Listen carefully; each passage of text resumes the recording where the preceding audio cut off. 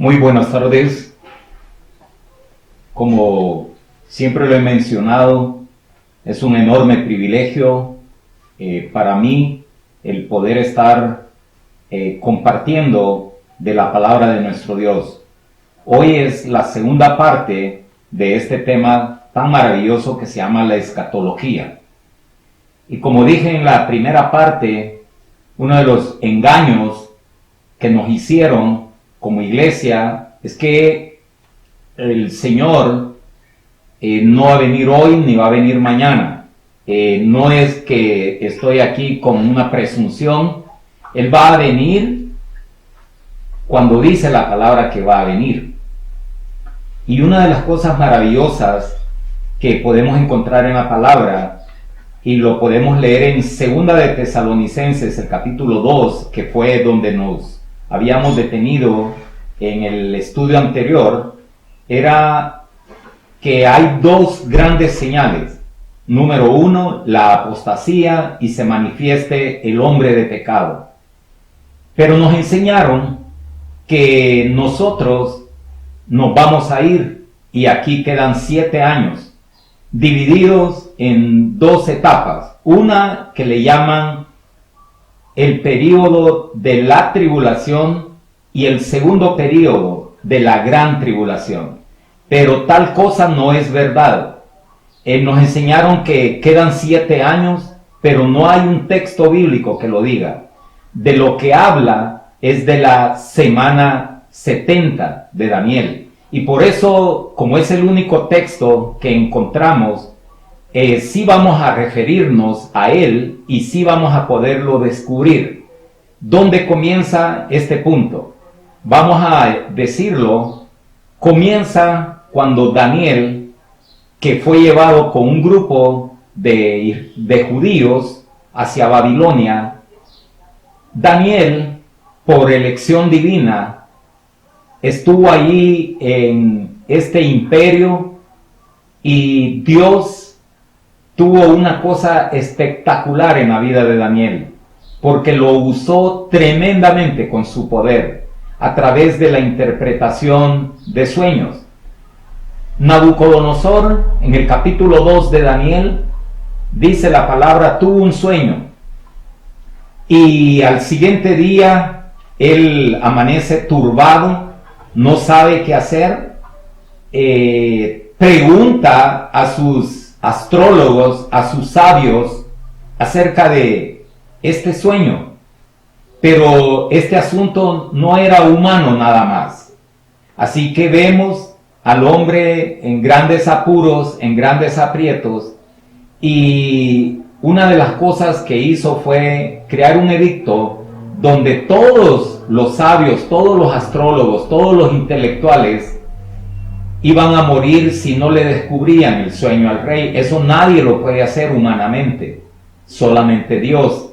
Y Dios puso gracia en Daniel para que Daniel pudiera revelar el sueño, y no solamente el sueño, sino también la interpretación. Y ahí se le revela al rey, en esa imagen que soñó, los 4 grandes imperios que iban a estar aquí en este mundo, en ese tiempo. El primero, la cabeza de oro, refiriéndose a Babilonia, al rey Nabucodonosor. Luego con los caldeos, con los medos. Luego los griegos y después los romanos. Solo que en este imperio romano estaba dividido en 2 etapas. Y la primera etapa comenzó a partir del año 167 a.C. y terminó en el 476. Y separó ahí un poco el tiempo, la etapa. Pero resulta ser que Dios dijo a través de este sueño que el imperio romano iba de nuevo a resurgir. Y lo podemos ver, eso ya pasó. ¿Cuándo? Cuando se formó la Unión Europea. Esa es la EU y esa es la segunda etapa de este imperio romano. ¿Cuál es el conflicto que encontramos acerca del principio de lo que mencioné, que nos habían engañado, donde nos enseñaron que quedaban 7 años? Vamos a ver cuál es el pasaje en discusión. Y quizás algunos van a estar de acuerdo, otros tal vez no. Y hay varias escuelas teológicas que están en grandes aprietos con este pasaje, pero vamos a poderlo descubrir de una manera especial. Así que voy a leer el pasaje, lo voy a leer todo y voy a ir refiriéndome al pasaje. Se encuentra en el capítulo 9 a partir del verso 24. Dice de la siguiente manera: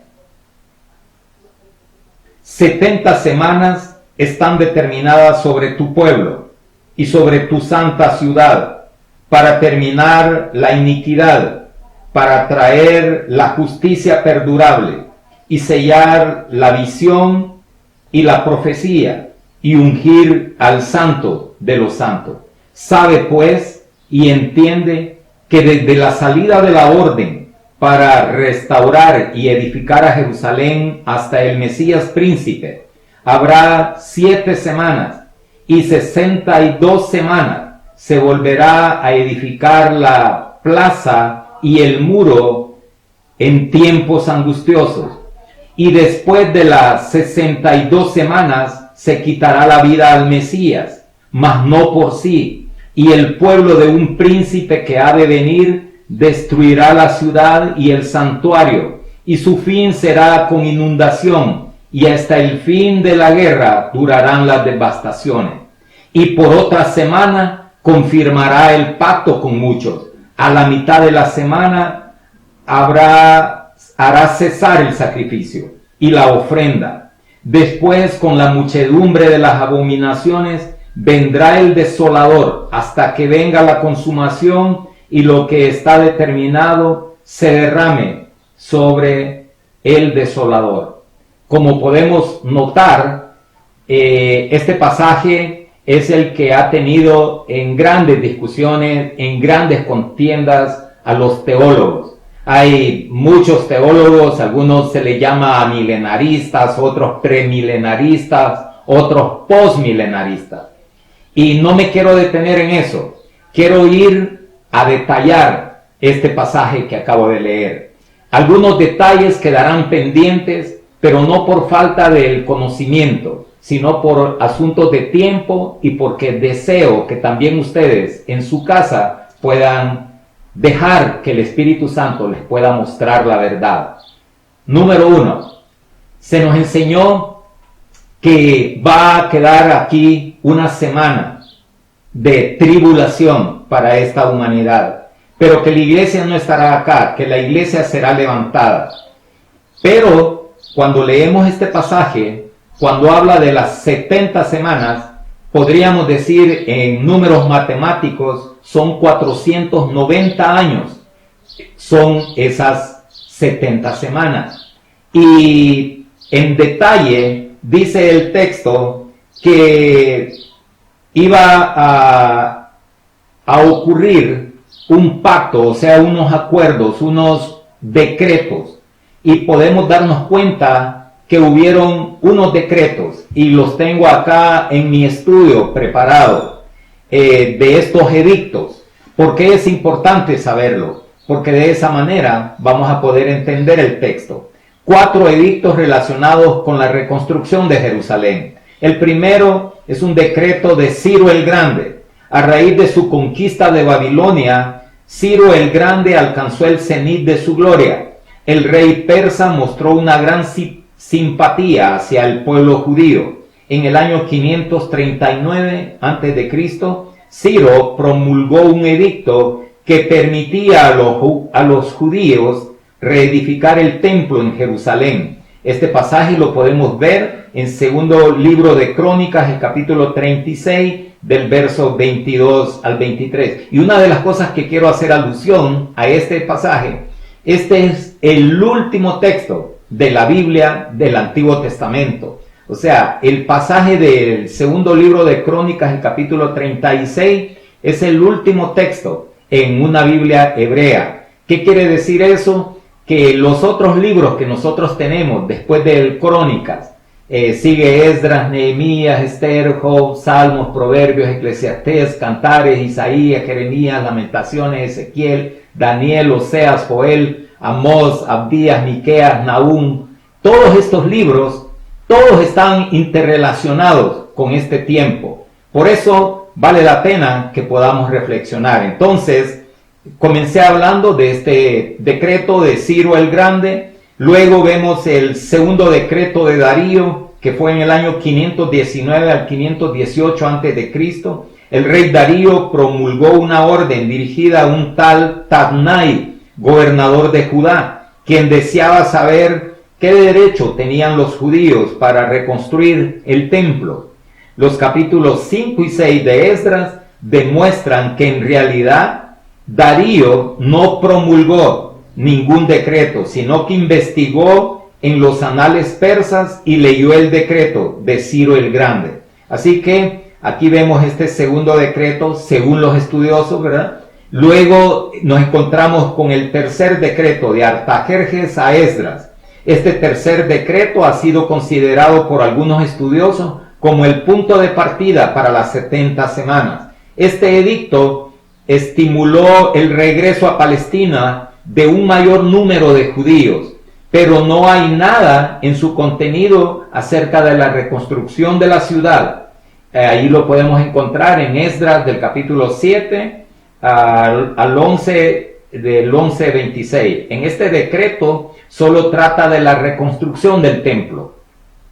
Y este decreto que ahora voy a leer, de este vamos a partir para poder asegurar que aquí comienza este reloj de Dios. Este reloj que marca no solamente la historia de Israel, sino también de la venida del Mesías, de su obra expiatoria, de su redención para con nosotros. Y hoy como iglesia, cada uno de nosotros debe de estar muy gozoso de saber que te encontraste, o el Salvador te encontró. Dice este decreto de Artajerjes a Nehemías.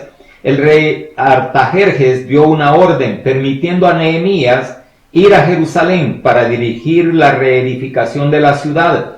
Nehemías 2 del 1 al 8. Mencionaré que este decreto es el más preciso por una razón. Tanto el libro de Nehemías como Esdras, el capítulo 4 del 7 al 23, mencionan que la reconstrucción de la muralla se efectuó en tiempos angustiosos, como los que menciona Daniel 9, el verso 25. Así que a partir de ahí comienzan estas 70 semanas, estos 490 años a correr en el reloj de Dios. Ahora, lo interesante es que el ángel está diciendo a Daniel que entienda, que prepare su corazón para eso. Y vemos pues cómo se fue poniendo cada punto en su lugar, y sin ningún punto de erudición ni de presunción humana, podemos darnos cuenta acerca de cómo se cumplió este pasaje. Vemos, 70 semanas están determinadas sobre tu pueblo y sobre tu santa ciudad, para terminar la prevaricación y poner fin al pecado. Y esto podemos descubrir que el Señor Jesús quiere que nosotros supiéramos cómo se iban a desarrollar estos eventos. Esto se puede mencionar, el Señor va a venir y va a establecer un milenio aquí en la tierra para su pueblo, para Israel. Y dice que esto se va a llevar a cabo en este plan de Dios. Ahora, dice, sabe pues y entiende que desde la salida de la orden para restaurar y edificar a Jerusalén hasta el Mesías príncipe habrán 7 semanas y 62 semanas. Se volverá a edificar la plaza y el muro en tiempos angustiosos. Tal vez el pasaje sea un poco conflictivo de interpretar, pero aquí está hablando que hay 69 semanas que se han cumplido hasta la aparición del Mesías. Y después, dice, de las 62 semanas, uniendo la anterior, diría el texto de una manera bien precisa, y después de las 69 semanas, se quitará la vida al Mesías. Así se debería de leer, pero Por eso es necesario estudiar, y los estudiosos que comprenden y que han estudiado un poco de hebreo, saben que se refiere a hebdómadas. Hay 3 adverbios que quisiera hacer un énfasis en ello. Primero es, sabe pues y entiende que desde la salida de la orden, ese desde hay que prestarle atención. Y la otra parte es, y después de las 62 semanas se quitará la vida del Mesías, mas no por sí. Y el pueblo de un príncipe que ha de venir destruirá la ciudad y el santuario, y su fin será con inundación, y hasta el fin de la guerra durarán las devastaciones. Sabe pues, le dice, y entiende. Entonces, a cada uno de nosotros se nos enseñó que nos íbamos y que quedaban 7 años acá. Y este es el único texto donde se menciona el número de años. Pero quiero hacer la referencia en que no nos enseñaron bien el texto. El texto lo que está diciendo es que hasta la semana 69 y media es cuando se quita la vida al Mesías, porque él aparece a los 30 años y 3 años y medio de su ministerio, es cuando el Señor muere. Ahí se paró el reloj de Dios.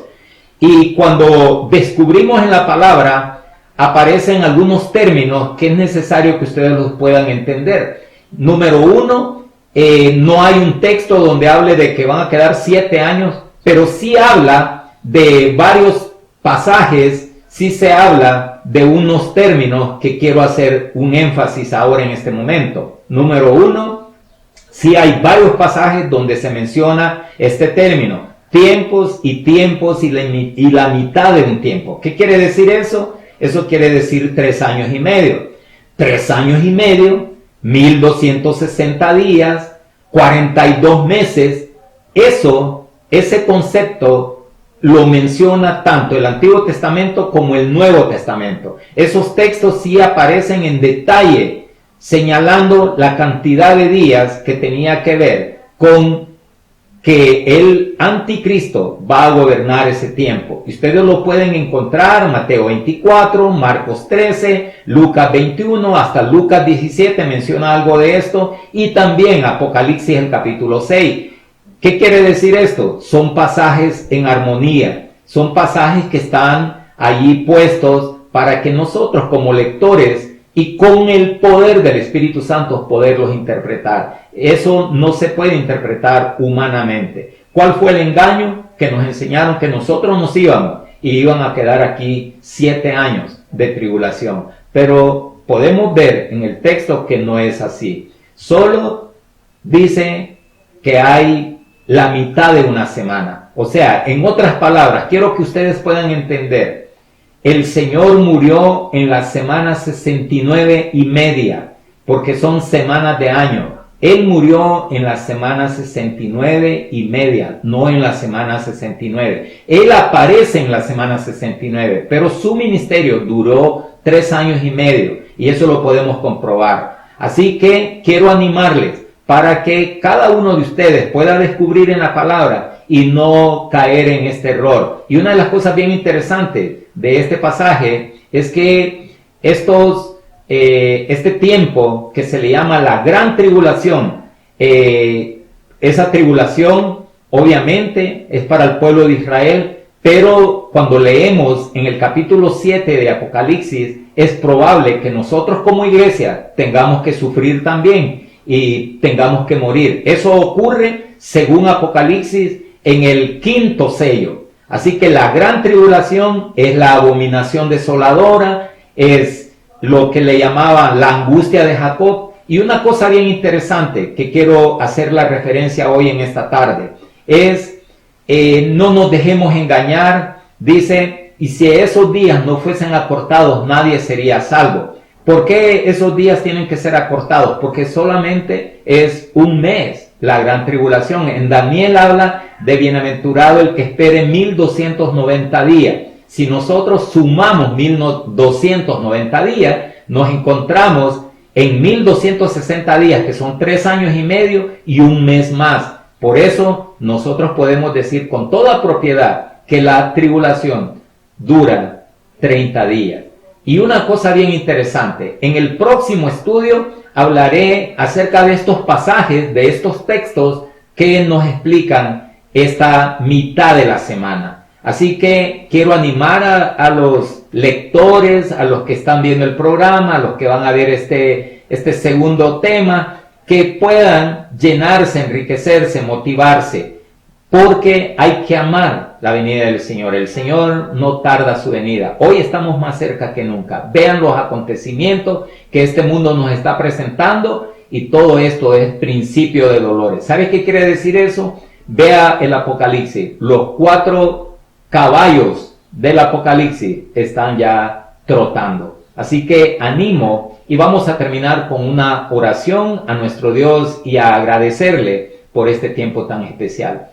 Y una de las cosas, si ustedes quieren de alguna manera tener este estudio, como dije en el primer estudio, estamos en la buena disposición de facilitarlo. Solo se van a comunicar, allí vamos a buscar la manera en cómo puedan muchas personas enriquecerse con este estudio. Vamos a darle gracias a Dios. Dios y Padre, en esta tarde te queremos agradecer por este tiempo maravilloso que nos permite reflexionar en tu palabra. Permita que cada uno de sus hijos verdaderamente puedan conocer ese plan profético, ese plan de la escatología. Tú lo has revelado, Señor, y hoy podemos gustar de él. Permita que haya en el corazón nuestro mucha humildad, que haya mucha responsabilidad, seriedad, Señor, porque este es un asunto muy delicado. Gracias, Señor, por tu palabra. Gracias por tu Espíritu Santo. Muchas gracias. Así que bendice cada una de las personas que van a estar pendientes de este programa. En el nombre de Jesús. Amén.